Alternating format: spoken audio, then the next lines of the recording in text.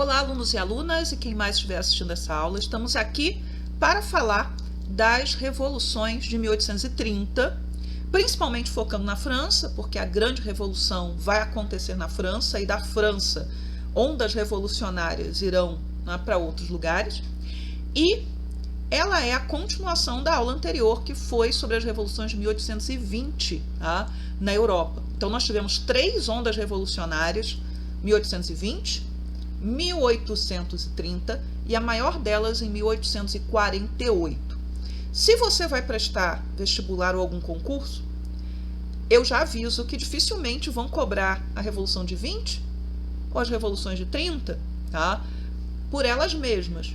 Mas as revoluções de 48, para serem compreendidas, a gente tem que ver como é que a França, principalmente, chegou lá em 48. E para isso a gente tem que passar pela Revolução de 1830 e pelo belíssimo quadro A Liberdade Guiando o Povo, que vocês vão ver ao longo da aula. Então, se quiserem continuar, é só seguir. E eu não vou aparecer, porque senão eu vou poluir os slides, então vocês vão ver só os slides daqui para frente e eu volto no final. Para falarmos das revoluções de 1830, a gente tem que falar um pouquinho da França antes de 1830. Se vocês lembram e assistiram a aula anterior, devo colocar um card, espero lembrar para colocar o card para puxar a aula sobre as revoluções da década de 1820. Não houve revolução na França. Então, o que estava acontecendo na França? Napoleão, derrotado em 1814, sua primeira derrota, vai conduzir a restauração da família que estava no poder na França quando aconteceu a Revolução, que era a família Bourbon. Então, assumiu o poder com o nome de Luís XVIII, um dos irmãos de Luís XVI. Vou mostrar depois a coisa para clarificar melhor quem é quem. Mas, enfim, ele assumiu o trono, ele jurou a Constituição em 1814, ele fez uma série de promessas de manter aqueles direitos que tinham sido adquiridos durante a Revolução Francesa e que eram considerados inegociáveis. Lembra a igualdade jurídica, por exemplo? Só que, neste momento, nós tínhamos uma participação via voto de uma parcela muito pequena da população francesa. Então, o voto era censitário e, de mais de 33 milhões de habitantes, somente 94 mil cidadãos podiam votar.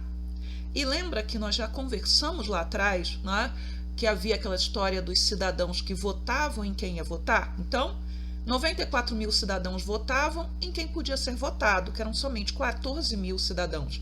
Essa estrutura de eleitor em primeira instância e eleitor em segunda instância vai ser mantida por algum tempo e vai ser tomada de empréstimo na Constituição Brasileira, de 1824, que está fazendo aniversário este ano e certamente vai ser chamada nos concursos vestibulares, seja eles quais forem. Mas muito bem, os Bourbon reassumem o trono, então a restauração na França em 1814, mas Napoleão volta, em 1815, temos o governo dos 100 dias e somente depois da derrota definitiva de Napoleão, os Bourbon voltam novamente ao poder. E o rei vai dissolver o parlamento em 1816. Mas vamos para aquilo que eu disse que ia explicar. 4 fotinhas aqui. Então, nós temos Luís XVI, que era o rei da França durante a Revolução. Ele vai ser executado em 1793 na guilhotina. Ele tinha um filho que sobrevive, está preso no templo, junto com a mãe, junto com a irmã, junto com a tia, a princesa Elizabeth. Esse menino vai ser aclamado pelos monarquistas como Luís XVII, mas ele nunca vai ser coroado e ele vai morrer na prisão com 10 anos de idade. Temos todo o período de Revolução, temos o governo napoleônico e Luís XVI tinha outros 2 irmãos homens, que tinham fugido da França durante a Revolução.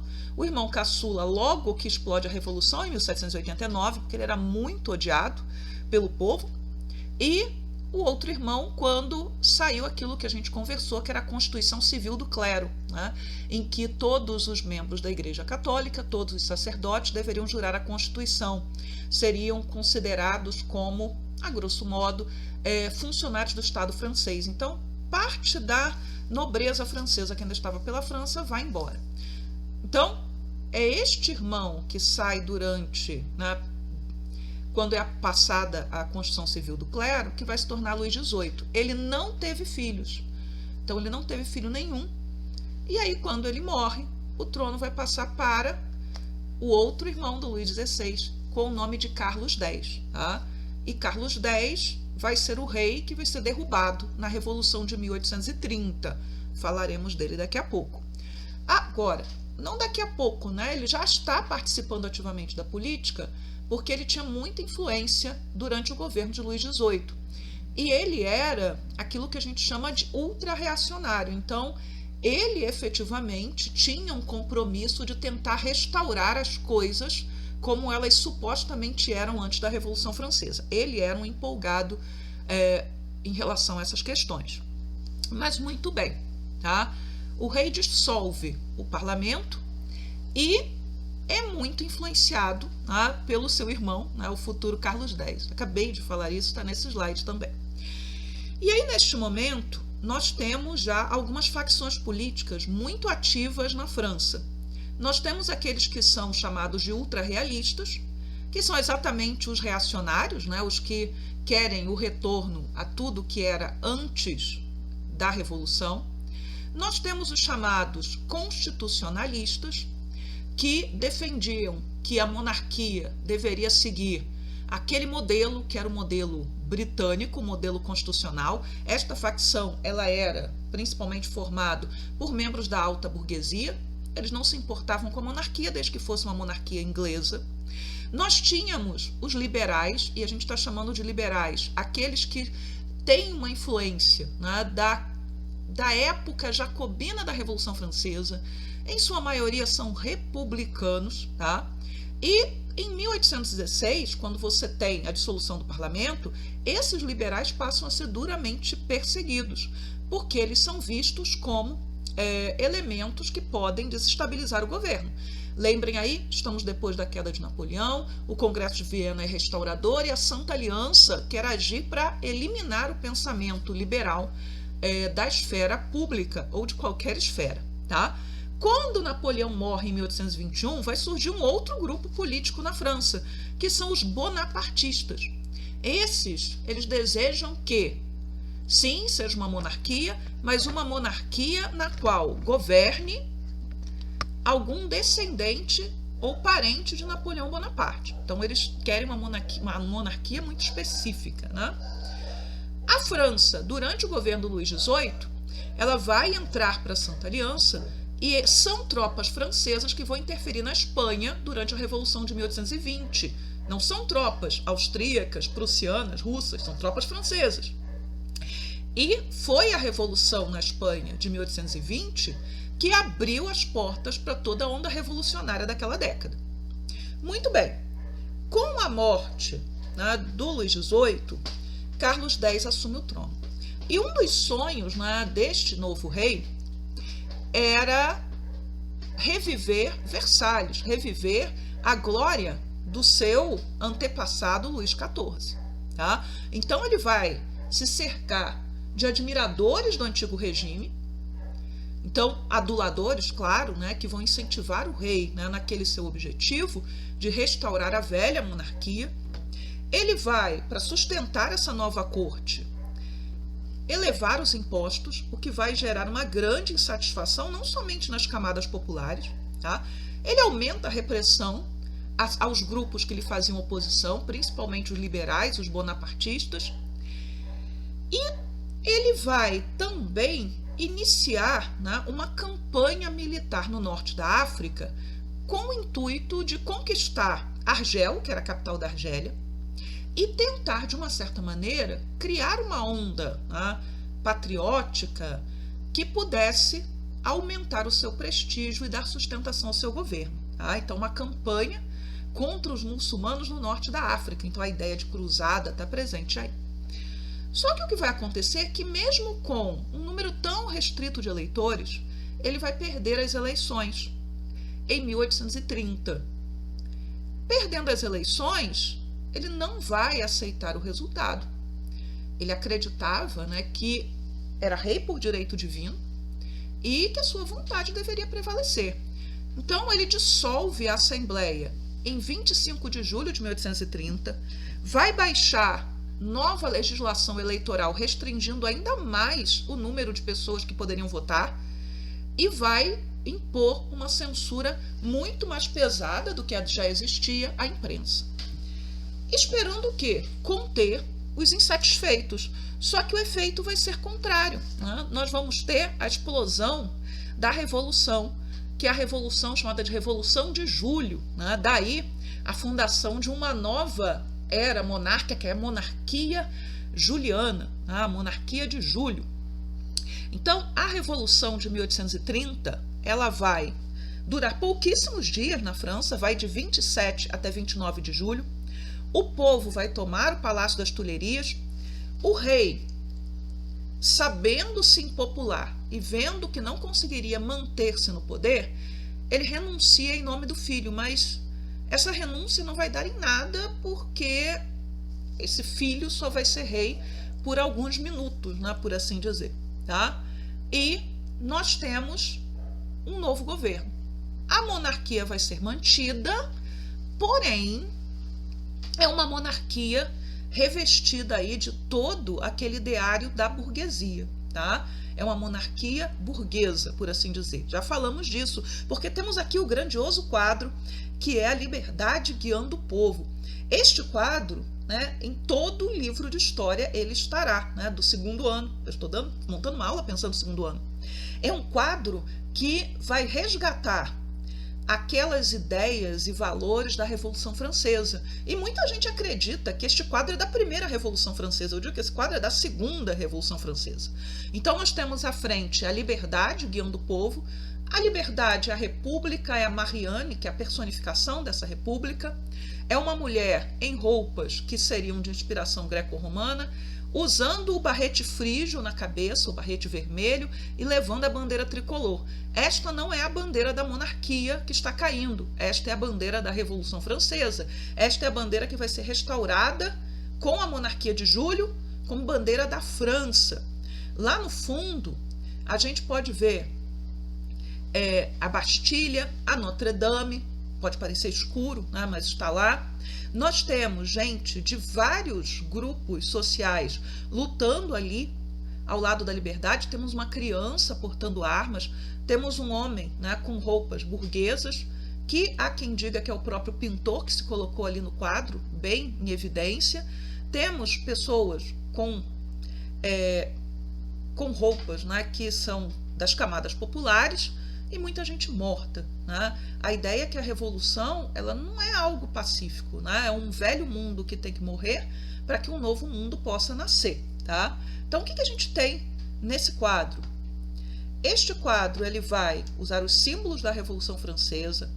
Este quadro representa vários grupos sociais e ele pertence àquele período que a gente chama de romantismo, tá? O romantismo ele não se manifesta somente na literatura, ele se manifesta na pintura, na escultura, nos artigos políticos, e ele está ligado diretamente na Europa deste momento aos sentimentos nacionalistas. Então, ao trazer símbolos da Revolução Francesa, este quadro ele está trabalhando com essas ideias nacionalistas de uma grande França que estaria sendo resgatada pela ação do povo, né? Então, a liberdade guiaria o povo para a construção desse novo país, que não se remete somente ao futuro, ele se remete ao passado. Que passado é esse? É a Revolução Francesa. Muito bem. Vamos aqui fazer algumas questões, né, que são relativamente recentes, tá? Então, uma questão da Universidade Federal de Uberlândia. O quadro reproduzido acima, que não foi acima, foi aqui atrás, tá? A Liberdade Guiando o Povo, de Eugène Delacroix, é talvez uma das pinturas mais emblemáticas produzidas nos últimos 250 anos. O trabalho pertence ao período do romantismo, retrata uma mulher representando a liberdade, que guia o povo acima dos corpos sem vida, empunhando a bandeira tricolor em uma das mãos e um mosquete com baioneta na outra. Essa pintura extremamente simbólica retrata qual evento histórico ocorrido na França. Temos lá, alternativa 1, a Revolução de 1830. Então, ela já começa certo. Vamos para B. A Revolução de 1789, tá errado, mas ela aparece aqui porque muita gente, como eu falei, acredita que este quadro seja da primeira Revolução Francesa. Aí depois, a Revolução de 1848, a Primavera dos Povos, não, né? Não é esta revolução. E por fim, lá embaixo, a Revolução de 1871, denominada Comuna de Paris, que também não está correto. Nós vamos falar da Comuna de Paris quando falarmos da unificação da Alemanha, porque ela é um desdobramento da Guerra Franco-Prussiana, tá? De 1870 a 71. Então, a resposta correta é a Revolução de 1830, que marcou, dentre outras coisas, a rebelião contra as práticas centralizadoras de Carlos X. Tá? Centralizadoras, autocráticas e de inspiração absolutista. E aqui a gente tem outra questão, uma questão da URGS, Federal do Rio Grande do Sul.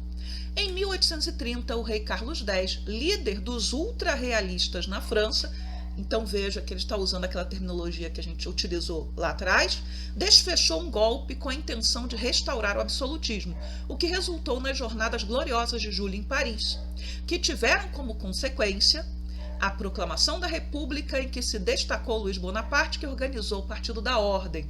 Ele está errado aqui, está adiantando uma questão que só virá depois, que na Revolução de 1848, né, o golpe do 18 de Brumário, não do Napoleão original, mas do seu sobrinho. A B, liquidação do absolutismo dos Bourbon e a instalação de uma monarquia liberal sob o governo de Luís Felipe de Orleans. Essa é a resposta correta, tá? Ali, a gente vai falar, tá, na C está falando em instauração de um governo do Comitê de Salvação Pública, que é algo lá da Revolução Francesa. A D, conquista do México para desviar a atenção política, não aconteceu nesse momento, mas acontecerá daqui a pouco, uma tentativa, pelo menos. E a E, enunciação da doutrina Monroe. Então é uma questão relativamente fácil, tá? Tivemos uma revolução, mas a monarquia continua e é a monarquia chamada de Júlio, por conta da época da Revolução. Durante esta nova monarquia, nós temos o fim do absolutismo, ele nunca mais volta na França, nem como tentativa. Nós vamos ter um domínio da alta burguesia, banqueiros industriais, eles vão tomar as rédeas dessa revolução, vão tomar a frente da revolução e vão apoiar a subida ao trono de Luís Felipe, Duque de Orleans. Os duques de Orleans queriam se tornar reis da França há muito tempo, muito tempo. Inclusive, o pai deste rei, que também se chamava Luís Felipe, ele apoiou a Revolução Francesa, né? Ele recebeu, inclusive, o apelido de Philippe Égalité, né? Filipe Igualdade, e acabou morrendo na guilhotina. Tá? Então, o pai não conseguiu ser rei, né? Porque era uma dos planos aí, derrubar Luís XVI e, de repente, colocar os Orleans com uma monarquia constitucional durante a Revolução Francesa. O plano fracassou, mas o filho conseguiu chegar à monarquia. E eles são os antepassados do Conde D, né? Ele é pai do Conde D, que vai casar com a princesa Isabel. Tá? Mas, enfim, voltemos aqui. Luís Felipe, né, o rei burguês, esse é o apelido dele, ele vai governar de forma repressiva em relação aos seus adversários políticos. Quem são seus adversários políticos? Aqueles que são chamados legitimistas, ou seja, que queriam a restauração Bourbon, queriam colocar os Bourbon de novo no trono. Ele vai reprimir os republicanos, que são cada vez mais numerosos, tá? E um novo grupo que está aparecendo no cenário político, que são os socialistas, tá? A gente já falou do socialismo utópico, do socialismo científico. Nesse momento são os socialistas utópicos que estão em ação, principalmente os blanquistas, né, que são muito ativos na França. Mas vamos lá. Tá?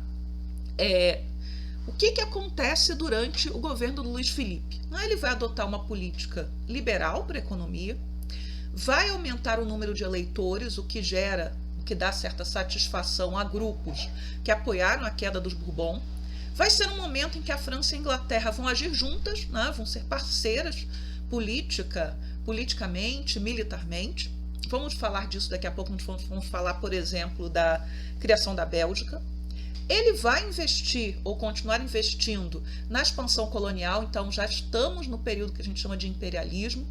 E, inclusive, é no governo do Luís Felipe de Orleans, que se vai tentar, né, a França vai tentar pela primeira vez invadir o México, então vai fazer um bloqueio naval no México, vai invadir o território mexicano e pressionar o México para que supostamente se pague, quer dizer, que se pague uma suposta dívida dos mexicanos com os cidadãos franceses que perderam seus negócios ou perderam dinheiro durante a independência do México.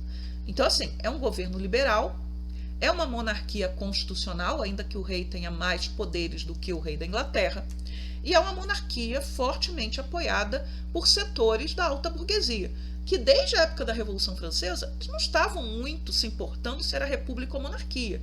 Eles queriam que determinados princípios, então os direitos naturais, que agora a gente chama de direitos individuais, principalmente o direito à propriedade, fosse respeitado. Eles também queriam a igualdade jurídica para que eles pudessem atuar plenamente nas esferas públicas, estatal, enfim, o que seja.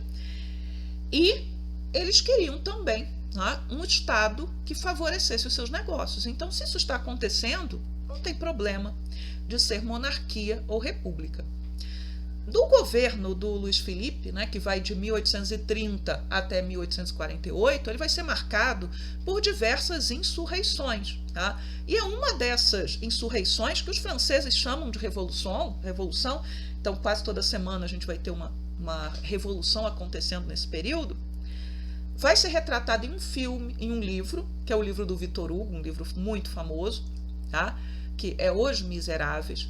Este livro, Os Miseráveis, ele já foi adaptado para o cinema várias vezes, para séries de TV, já foi adaptado também para desenho animado, porque ele vai falar, né? É um livro do romantismo, ele vai contar a história, né, de todas essas mudanças rápidas que estão acontecendo na França, rumo à formação de uma classe operária, a questão da industrialização, como velhos preconceitos continuam presentes, como parte da burguesia continua excluída, né, de uma atuação política mais direta. E o livro Os Miseráveis, ele já perto do seu desfecho, vai mostrar essa Revolução de 1832. E sempre que havia revolução na França, nesse período, nós vamos ter a história das barricadas. O que é barricada? As ruas de Paris, uma cidade medieval, eram ruas estreitas. Há cidades ainda hoje que mantêm essa estrutura de ruas muito estreitas, porque são cidades da época medieval ou colonial. Por exemplo, o centro do Rio de Janeiro, parte dele, tem ainda essa estrutura colonial de ruas muito, muito estreitas, como a Rua do Ouvidor, por exemplo.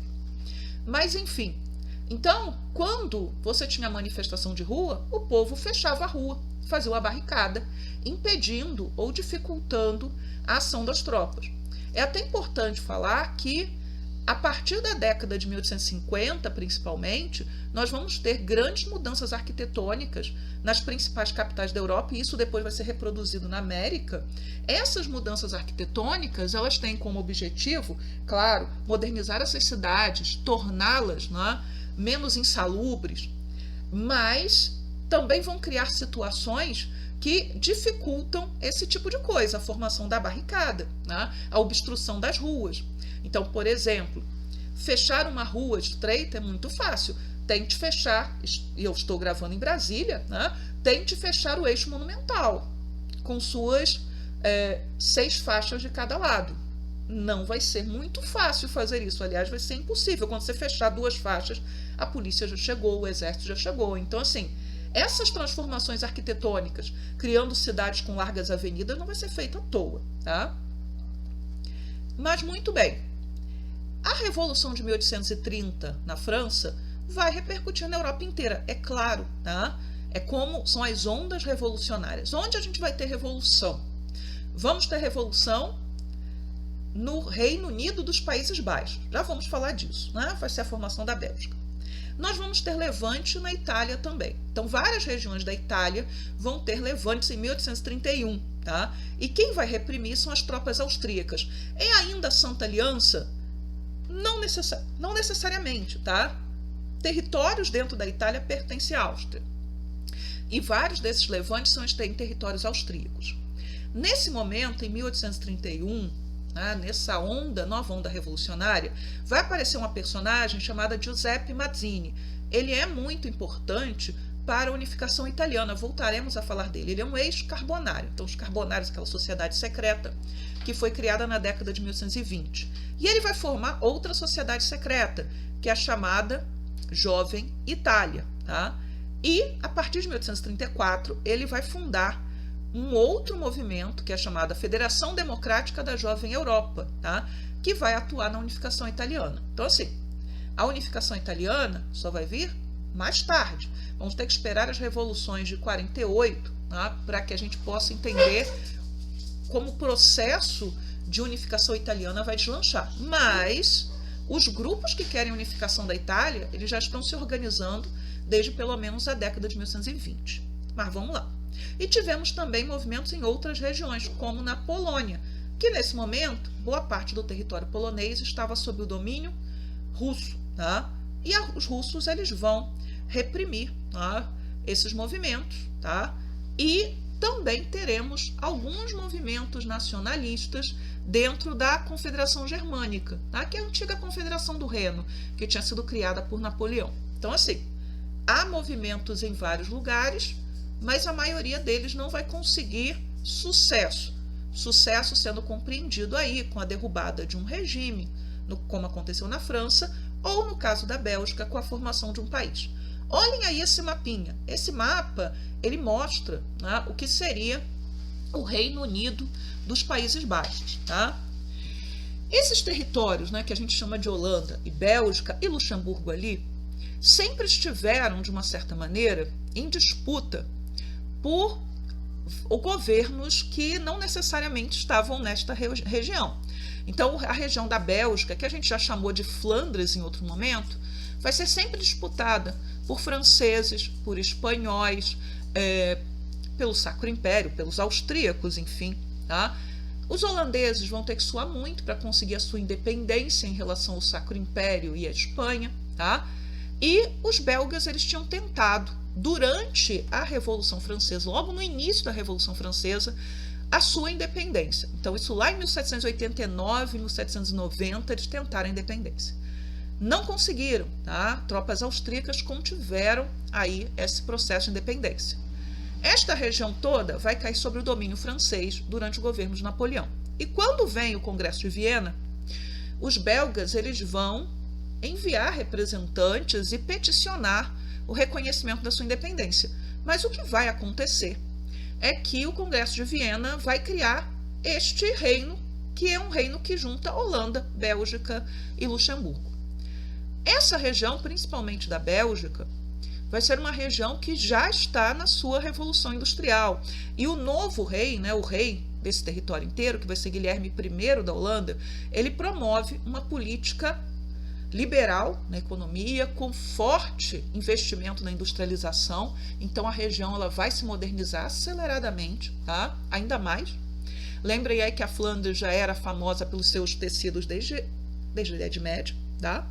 Então você tem aí, né, uma questão de desenvolvimento acelerado. No entanto, a política do Guilherme I em relação aos católicos e os belgas, aí os habitantes de Luxemburgo são principalmente católicos, ela era desfavorável. A rigor, havia igualdade jurídica, lembrem desses valores liberais, no entanto, na prática, os católicos eram discriminados. Então, os belgas não se sentiam holandeses e o governante era holandês. E aí, em 1830, em julho de 1830, final de julho, nós vamos ter, né, o aniversário do rei, e o rei vai comemorar o aniversário em Bruxelas, que é a capital da Bélgica, mas o clima não estava muito bom para festas, então ele só vai manter a apresentação comemorativa de uma obra que é La Muette de Portici, de Portici. Será que estou falando certo? Acho que Portici é italiano, que é uma ópera francesa que se passa na Itália, em Nápoles, durante aquela revolução lá, aqueles levantes lá da década de 1820. Bem oportuno você colocar uma peça revolucionária, tá? Mas muito bem. A ópera ela tem todo um tom nacionalista e tinha uma área, né, que se chamava o Amor Sagrado da Pátria, que vai ser cantada pela população na rua, né, enquanto ela está sendo cantada dentro do teatro e dentro do teatro também. Então a ópera vai ser interrompida e esse é o início da Revolução, quando uma outra área que é chamada As Armas, lembra do As Armas Cidadãos, né? Que é um dos trechos, inclusive, dos versos da Marselhesa, do hino da França, vai ser entoada, a população vai para a rua. Tá? Começa uma revolução com o intuito de garantir a independência da Bélgica. E essa independência ela vai acabar sendo comemorada em 4 de outubro, a derrota das tropas holandesas. Esse novo país chamado Bélgica conta com a simpatia do Reino Unido e da França, então 2 apoios muito importantes, tá? E aí em 20 de dezembro nós vamos ter uma conferência que é a Conferência de Londres, tá? E aí vai ser declarado dissolvido nessa conferência o Reino Unido dos Países Baixos e a formação agora da Holanda e da Bélgica. Seria a Bélgica todos os territórios que não pertenciam à Holanda em 1790, ou seja, aquela primeira tentativa revolucionária lá atrás, durante a Revolução Francesa. Tá? Quem vai governar a Bélgica? A Inglaterra vai oferecer um rei, né, que é o Leopoldo, que era viúvo, né, da princesa herdeira da Inglaterra, que tinha morrido de parto. E que é, né, vou parar para falar um pouquinho dele, que é um dos principais alpinistas, né, sociais, talvez do século, de toda a história, né, porque ele era um príncipe pobre e havia príncipes pobres. De um desses ducados alemães, ele tinha um monte de irmãos, ele vai lutar nas guerras napoleônicas do lado dos russos, ele era muito bonito, ele era muito educado, ele era muito inteligente, ele consegue, né, se destacar, ele vai acabar indo para a Inglaterra, casa com a princesa herdeira da Inglaterra, que se apaixona por ele, e ele vai conseguir arranjar a vida da família inteira. Tá? Um dos sobrinhos vai casar com a Maria II, que é a filha de Dom Pedro I. A princesa Vitória é filha de uma das irmãs dele, ou seja, a futura rainha Vitória. E ela vai se casar com outro sobrinho dele, então ele vai arranjar, a família toda vai conseguir ascender, né, na escala da nobreza europeia, logo no início aí do século XIX. Mas muito bem, ele vai ser o rei da Bélgica e o Luís Felipe de Orleans vai entregar uma das suas filhas em casamento. Então, o rei é alemão, mas chancelado pela Inglaterra, e a rainha ela é francesa. Tá? A Holanda não vai engolir muito bem a independência da Bélgica, vai tentar uma invasão em 1830, mas tropas francesas vão apoiar. Né? Os belgas e os holandeses vão ter que desistir. E o reconhecimento por parte da Holanda, porque pelo resto da Europa já tinha sido reconhecido, da independência da Bélgica vai vir em 1839. Tá bom? E chegamos ao final da nossa aula. Então, as revoluções de 1830 elas foram bem melhor sucedidas do que as de 1820. Não temos mais a presença da Santa Aliança de forma tão forte. Aquele grupo, né, que queria restaurar a Europa como ela era antes da Revolução Francesa já tinha se desmobilizado de uma certa maneira e estava muito mais interessado nos seus interesses. Né? Russos interferem na Polônia, porque a Polônia é parte do seu território nesse momento. Austríacos interferem nos levantes italianos, porque há territórios italianos que estão sob domínio austríaco, mas nós vamos ter, por exemplo, ninguém interferindo na França para salvar os Bourbon da sua queda, ou uma interferência estrangeira para impedir a independência da Bélgica. Mas, de qualquer maneira, dessas revoluções foram bem sucedidas.